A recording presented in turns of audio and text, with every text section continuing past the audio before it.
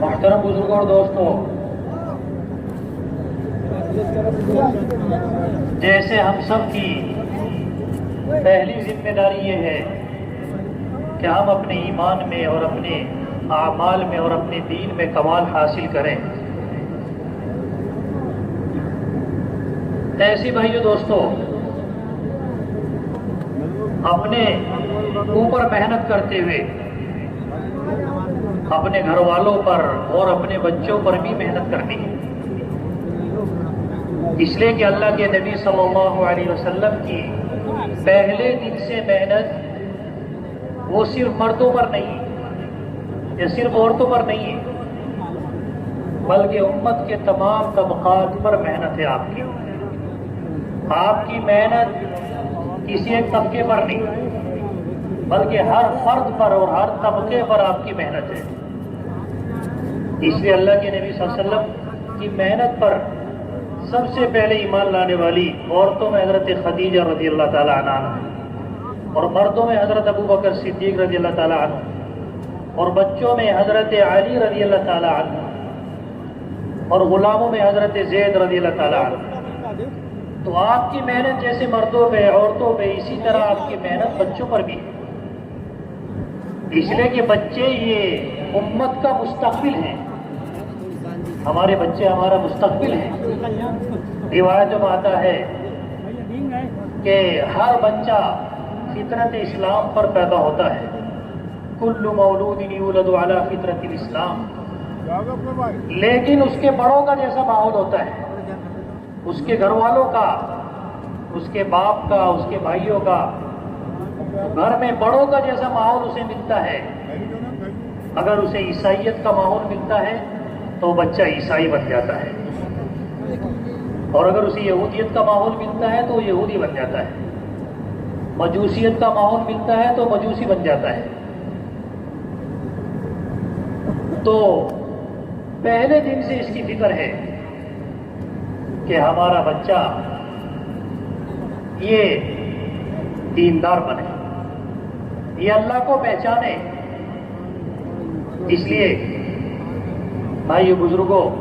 اس کی ذمہ داری لگائی ہے کہ اپنے آپ کو بچاؤ اور اپنے گھر والوں کو بچاؤ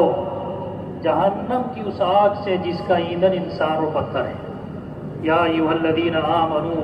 قوا انفسکم واہلیکم نارا، کہ اپنے گھر والوں کو بچاؤ، اپنے بچوں کو بھی بچاؤ۔ علی رضی اللہ عنہ فرماتے ہیں کہ اس سے مراد اپنے بچوں کی دینی تعلیم اور تربیت ہے، کہ اپنے بچوں کو دینی علم سکھاؤ اور دینی تربیت دو۔ تو یہ ہماری پہلی ذمہ داری ہے کہ ہم اپنے ساتھ میں اپنے بچوں کی بھی فکر کریں،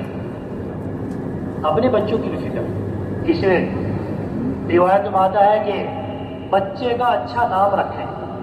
بچے کا اچھا نام رکھیں، اس لیے کہ نام میں سے حصہ ملتا ہے۔ علماء سے معلوم کریں، نبی کا نام رکھیں، صحابہ کا نام رکھیں، اس لیے کہ نبی اور صحابہ کے نام رکھے جائیں گے تو بچوں میں نبیوں اور صحابہ والی صفات پیدا ہوں۔ تو جس نام کی جی نسبت خراب ہوگی اور نسبت غلط ہوگی تو اس کے ایسے اثرات پڑیں گے، اس لیے نبیوں اور صحابہ کے نام رکھیں۔ اس لیے سنت ہے، اللہ کے نبی صلی اللہ علیہ وسلم کوئی بڑا آدمی ہے، اس کا نام غلط دیکھتے تو آپ اس کا نام بدل دیتے، یعنی آج سے تمہارا نام ہی ہے۔ تو نام کو بدلنا بھی سنت ہے، نام غلط رکھا گیا بدلنا سنت ہے۔ بچہ جیسے ہی بولنا شروع کرے اس بچے کو کلمہ سکھاؤ۔ ہم سب سے پہلے اپنے باپ کا نام سکھا رہے ہیں، یہ تمہارا باپ ہے، یعنی مخلوق کا تعارف کرا ہے، تمہارا باپ ہے، تمہارا بھائی ہے، تمہارا چچا ہے۔ پہلی ذمہ داری ہے اللہ کا تعارف کراؤ، بچے کو کلمہ سکھاؤ، کلمے کے الفاظ یاد کراؤ، اس کا مفہوم بتاؤ بچے کو،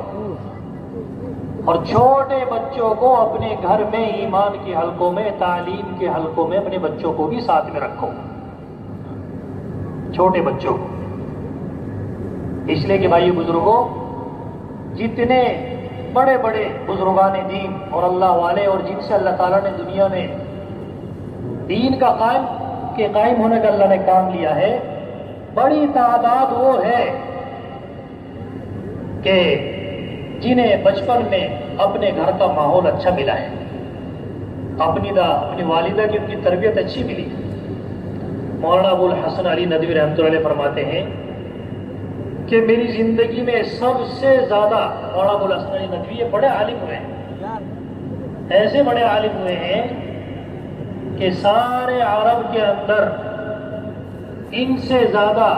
مقبولیت ہندوستان کے شاید کسی عالم کو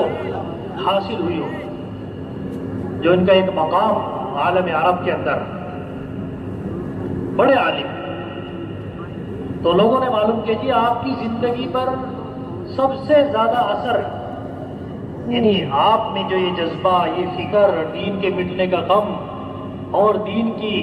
کے بارے میں یہ فکر جو پیدا ہوئی ہے، اس میں سب سے پہلی بنیادی چیز یعنی سب سے زیادہ اہم وہ کیا چیز، کس چیز نے آپ کے اوپر ایسا یعنی اثر ڈالا ہے؟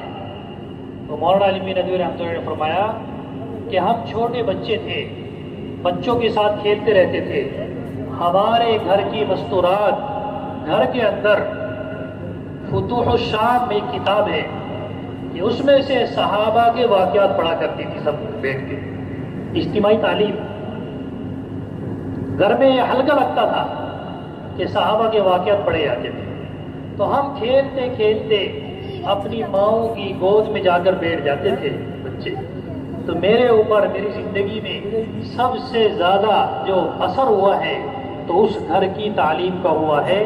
جو میرے گھر میں یہ تعلیم کا ہلکا لگتا تھا۔ تو بھائی بزرگوں، اپنے بچے جو چھوٹے بچے ہیں، اس لیے حکم ہے کہ 7 سال کا بچہ ہو جاوے تو اس بچے کو نماز کے لیے مسجد میں لے کر آؤ۔ 7 سال کا بچہ ہو گیا، اسے نماز پڑھواؤ۔ 10 سال کا ہو جاوے تو نماز نہ پڑھنے پر اسے تنبیہ کرو، آپ نے نماز کیوں نہیں پڑھی؟ اور انہیں بچوں کو سنتیں سکھاؤ، کھانے کا سنت طریقہ اور استنجے کا سنت طریقہ، ہر ضرورت کو سنت طریقے پر پورا کرنے کا طریقہ ان کو سکھاؤ بچوں کو۔ ہر عمل کی سنت ان کو بتاؤ، عملاً ان کو سکھاؤ۔ اس لیے کہ ہم یہ سوچ رہے ہیں کہ بچے ہیں، بچے نہیں،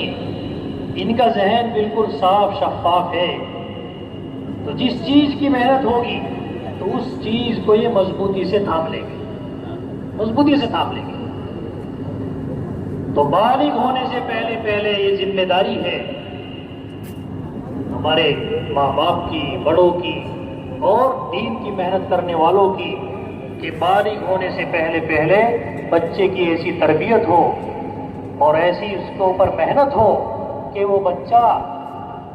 اپنی ضرورت کے دین کو عملاً سیکھ لے اور اس کی مشق ہو جائے اسے دین پر چلنے کی، تاکہ یہ جب بالغ ہو تو بھائی بزرگوں کی زندگی میں کوئی اللہ کی نافرمانی اس سے نہ ہو، کوئی حکم اس سے نہ ٹوٹے۔ اس لیے مشق ہے، اپنے بچوں کو قرآن پڑھاؤ۔ اصل علم قرآن اور حدیث کا علم ہے۔ دنیا کی بڑی سے بڑی ڈگری دلا لو، اس پر ماں باپ کو کچھ بھی ملنے والا نہیں ہے۔ لیکن اگر ہم نے اپنے بچے کو حافظ بنایا، اپنے بچے کو قرآن پڑھایا، روایت میں آتا ہے جو اپنے بچے کو ناظرہ قرآن پڑھاتا ہے، اللہ تبارک و تعالی اس بچے کے ماں باپ کے سارے گناہوں کو اللہ معاف فرما دیتے ہیں۔ جو اپنے بچے کو حافظ بناتا ہے، اللہ تبارک و تعالی اس کے ماں باپ کا ایسا اعزاز اور اکرام فرمائیں گے کہ انبیاء علیہ الصلوۃ والسلام کل حشر کے میدان میں یہ کہیں گے کہ یہ کون سی قوم کے نبی ہیں کہ ان کے ساتھ ایسا اللہ کا ایسا اعزاز کا معاملہ ہو رہا ہے، اکرام کا معاملہ ہو رہا ہے۔ تو بتلایا جائے گا کہ یہ نبی نہیں ہے، بلکہ یہ حفاظ کرام کے ماں باپ ہیں، جو حافظ قرآن ہوئے دنیا کے اندر، ان کے والدین ان کے ماں باپ ہیں۔ اس لیے روایتوں میں آتا ہے کہ آدمی جب دنیا سے جاتا ہے تو اس کے سارے اعمال کا سلسلہ ختم ہو جاتا ہے، اور اجر کا سلسلہ اس کا بند ہو جاتا ہے. لیکن کچھ اعمال ایسے ہیں اور کچھ کام ایسے ہیں کہ اگر وہ کر دیتا ہے تو اس کے اجر کا سلسلہ اور اس کی نیکیوں کا سلسلہ برابر جاری رہتا ہے مسلسل اس کے دنیا سے جانے کے بعد. ان میں سے ایک یہ ہے کہ جو اپنے بچوں کو اچھی دین کی تعلیم اور تربیت دے اور انہیں دین پر چھوڑ کر جائے. ایک ہی فرمایا جو کوئی خیر کا کام کرے ایسا صدقے جاریہ، کسی کوئی مدرسہ بنوا دیا، کوئی مسجد بنا دی، اس کے مرنے کے بعد یہ دنیا سے چلا جائے گا اور اس کے حصے کے اندر اس کا نیکیوں کا اجر اس کے حساب میں جاتا رہے گا. تو ایک فرمایا کہ جو اپنے دیندار بچے چھوڑ کر جائے، دین پر چلنے والے، تو یہ دنیا سے چلا جائے گا. اس کے بچے جو اچھا اعمال کریں گے، جو نمازیں پڑھیں گے، تلاوت کریں گے، ذکر کریں گے، دین کی محنت کریں گے اور جو خیر کے کام کریں گے، اس کا اجر اس کے ماں باپ کو قبر کے اندر پہنچتا رہے گا. اس لیے وہاں آنکھ کھلے گی کیا ہم گھاٹے کا سودا کر کے آئے ہیں یا نفع کا سودا کر کے آئے ہیں. تو یہ قرآن حدیث کا علم، یہ علم جو ہے یہ اصل علم ہے. تو اس لیے بھائی بزرگوں کہ جو اپنے بچے ہم جنہیں قرآن پڑھا رہے ہیں، جنہیں دین کی تعلیم دے رہے ہیں، تو ہم ان سے فارغ نہیں ہوں گے کہ بس ہم نے اسے مدرسے میں ڈال دیا یا اسے مکتب کے اندر ڈال دیا اور اب ہم فارغ ہو چکے. نہیں، بلکہ ذمہ داری ہے کہ ہم ان کی نگرانی کریں، گھر کے اعمال میں انہیں شریک کریں. جب تک بچے 12-13 سال کے ہیں اس وقت تک مقامی محنت میں انہیں جوڑے ہم، مسجد کی محنت میں. نظام الدین سے بھائیو بزرگوں پوری محنت بتائی جا رہی ہے، سیرت کی روشنی میں، سنت کی روشنی میں، ہر طبقے پر محنت کے اصول، ضابطے اور اس کی ترتیب، اس کا طریقہ قرآن حدیث اور سیرت اور شریعت کی روشنی میں. اس لیے ہماری ذمہ داری، ہر فرد کی ذمہ داری، اور جو دین کی محنت میں لگے ہوئے ہیں خاص طور پر ان کی ذمہ داری کہ وہ جو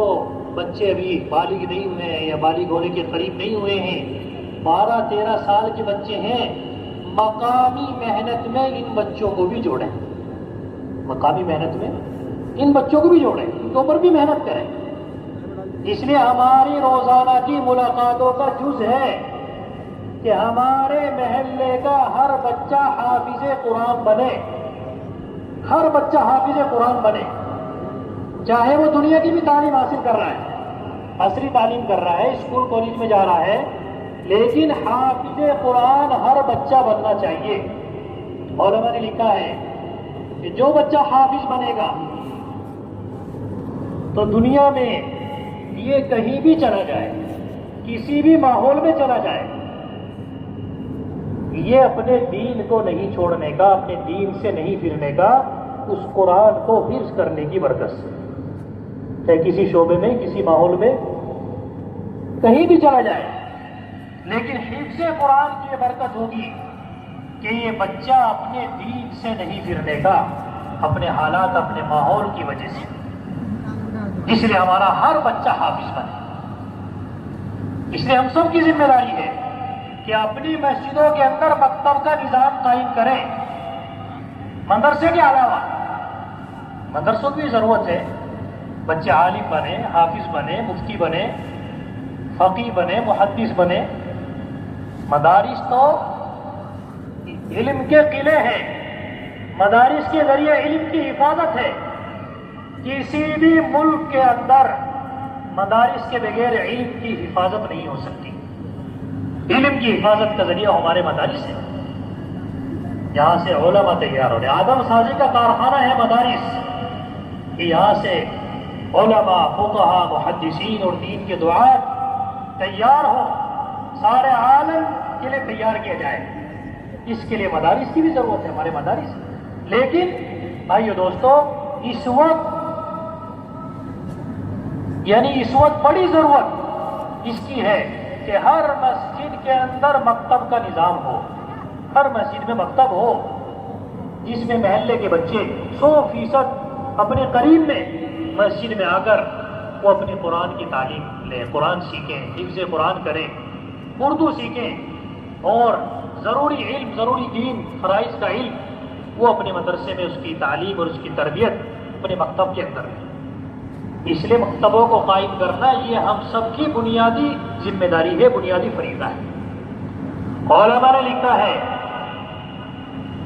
کہ باطل اپنی ساری کوششوں کے باوجود اپنی ساری کوششیں کر لے، ساری صلاحیتیں اپنی لگا دے کہ یہ مسجدوں تک نہیں پہنچ سکتا، مسجدوں تک نہیں پہنچ سکتا۔ اور ہمیں لکھا ہے کہ جب مسجدوں تک باطل پہنچے گا کہ اس کے مسجدوں تک پہنچنے تک اللہ تبارک و تعالی قیامت کو قائم فرما دیں گے دنیا کے اندر، قیامت کو قائم فرما دیں گے۔ اس لیے بھائی بزرگوں، ہر فرد کا مسجد سے تعلق ہونا ضروری ہے کہ ہر بالغ مرد اور ہر بچہ مسجد میں آ رہا ہو، مکتب کے اندر قرآن سیکھنے کے لیے، یہ اس کا بار بار مسجد میں آنا یہ اس کی تربیت ہدایت کا ذریعہ ہے۔ مسجد کے اندر آنا، ابھی سے مسجد سے محبت ہو، مسجد سے تعلق ہو۔ تو بھائی دوستو، یعنی اس کی تعلیم کے ساتھ ہم اسے مقامی اعمال میں، مشورے میں، تعلیم میں، ملاقاتوں میں، ان اعمال میں اپنے جو بچے اللہ کے راستے میں نہیں جا سکتے ان بچوں کو ہم اپنی مقامی اعمال میں، مقامی محنت کے اندر ان کو ہم جوڑیں، تاکہ ان کا بچپن ہی سے ان کا مزاج دعوت کا مزاج بنے۔